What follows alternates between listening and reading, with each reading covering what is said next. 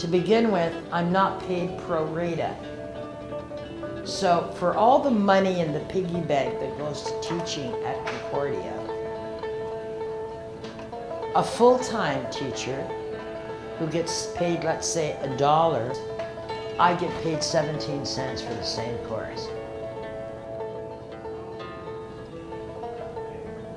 That is a gross inequity and pay inequity.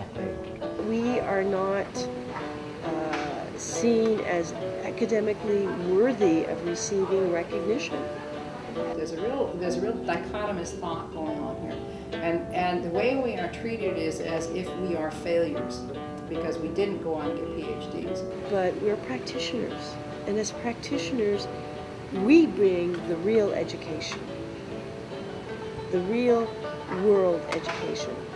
I'm fighting for a little more job security and stability rather than running around having to worry every single term the course I'm going to get, where I'm going to teach, what am I going to teach. You don't know what professors you get. You have a right to know what professors you get when you register in a course. But all you know is TBA, to be announced.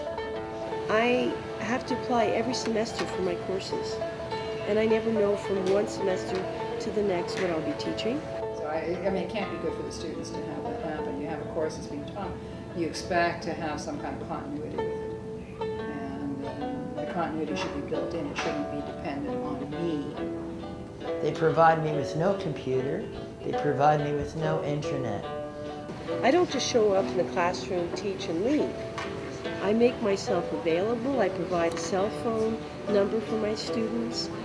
I meet my students on many occasions in not necessarily the best circumstances. I provide, I keep up with the computer programs. I make sure that I have the equipment that I need. But this is all coming out of my pocket. I'm not in any way subsidized by the university for these things. I don't have adequate support staff. I don't have adequate access to photocopying. All the photocopying that you have received in this course, I have given to you.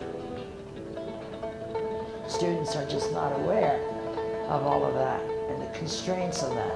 It really doesn't make sense to have this sort of hierarchical type of mentality where everybody else is indispensable except the administration, and that's certainly the feeling that comes across.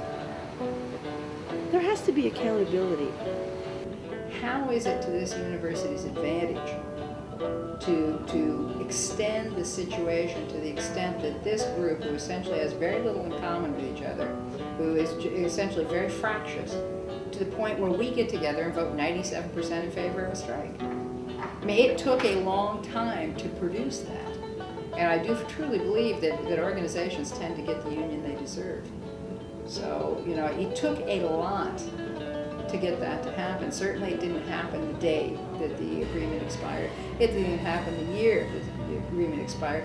It didn't even happen the second time they changed negotiating teams. It took 5 years and probably 3 or 4 changes to a negotiating team to get that to happen. It's as if the administration is running an experiment here. And the question is, how long, how much do we have to push to actually get these people to become, to express solidarity and vote for a strike? Because it's sort of a study in all the things you can do to force these people. It's like you give us no choice. We have no choice.